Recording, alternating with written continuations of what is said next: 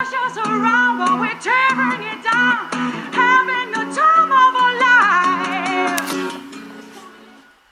Актуелна тема денеска е семејното насилство, кое што опфаќа повеќе облици, а тоа се физичкото, сексуалното и психолошкото насилство, кое што е еден од најзастапените видови и има размери кои ги надминува и физичките повреди. Со таа цел ќе поразговарам со Наташа Митева, која има 20 години и е студентка по новинарство на Правниот факултет Кирил и Методи во Скопје. Здраво, Наташа. Здраво, Новица. Еве ќе почнем со првото прашање, а тоа е дали умственото повредување според вас е подеднакво важно како и физичкото? Да, сметам дека е подеднакво важно, ама мислам дека е и повеќе болно од физичкото. Понекогаш мислам дека е подобро маж да удри една жена отколку психички да ја повредува. Кое е вашето искуство со психолошкото повредување како еден од облиците на семејното насилство? Па вака, јас имав долга врска од година и пол и морам да кажам дека првите 2-3 месеца се беше како што треба, и дури потоа почнаа нападите од љубомора и после тоа и болна љубомора. Сеќавам дека првиот напад беше кога се поздравував со мој бивши дечко и следеше прашањето зошто се поздравуваш ти со него, па ти пак ли сакаш да бидеш со него, некои такви работи, и си мислев во ред, тоа оправдано, ајде. Меѓутоа, потоа кога шетавме, следа прашањето зошто овој те гледа. Секој што ќе ме погледнеше мораше да бидам јас со него, значи јас не знаев да се одбранам, тој знаеше како функционираат мажите и знаеше дека нели ако некој маж сака нешто, тоа и ќе го добие. Потоа беше љубоморен на пријателите, на мојот најдобар другар, што не знаев како да го објаснам тоа, зошто да биде љубоморен на мојот најдобар другар, мислам. На журки кога одевме или кога одевме во клуб не се двоеше од мене, нешто ќе ми се случи, не знам. Ако гледам негде на страна, ми викаше цело време зошто гледаш, во кој гледаш, па каде гледаш. Кога некој колега ќе ми се јавеше, секогаш беше тоа дека тој колега сакаше нешто со мене, дека не е само онака за на факултет или да излезеш со него на кафа, најнормално, другарски. Наташа, дали на почетокот бевте свесна дека станува збор за сериозно оштетување на психичкиот развој? На почетокот не. Како што реков претходно, значи мислев дека е оправдано, окей, во ред е дечко да биде љубоморен, меѓутоа не мислев дека станува збор за насилство. Дали на некој начин вие пробавте да му објасните или да му докажете дека всушност не станува збор само за обична љубомора? Да. И тоа не беше само еднаш. Јас постојано разговарав со него и му викав дека тоа не е нормално. И следа прашањето како тоа не е нормално, па нормално е секој дечко да биде љубоморен, па сакам ја тебе да те заштитам, па ти си слаба, како не може сама да се заштитиш. Не можев никако да му докажам дека станува збор за нешто што не здрава љубомора.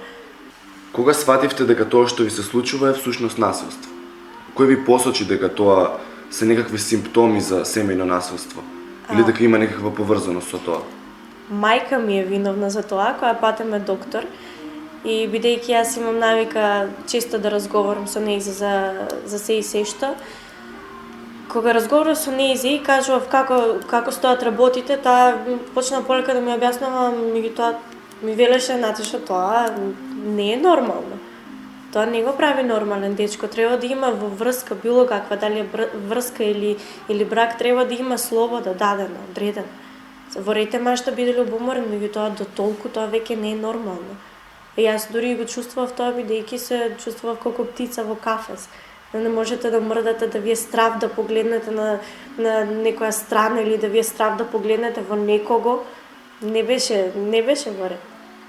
Еве сега ќе ми кажеш како заврши сето тоа, дали како се осмеливте вие на тој чекор да му кажете дека нешто се случува, дека нешто не е во ред, и на кој начин пробавте нешто да смените за да се заштитите самата себе си? Па искрено мене ми дојде преку глава веќе. Тоа пукна кога се договарав со колега за на кафе и овде избика раница толку голема што мене дури јас си помислев на нешто што за мене не е нормално да извршам самоубиство.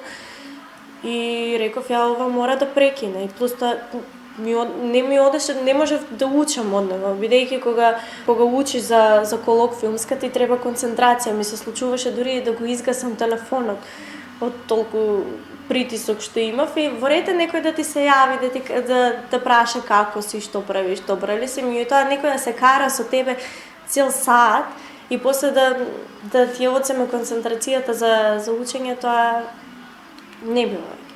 Така ми дојде преку глава и се сеќавам дека тоа беше колоквиумска недела, на почеток на колоквиумска недела кога прекинав и да, бев во шок првите неколку минути, половина час.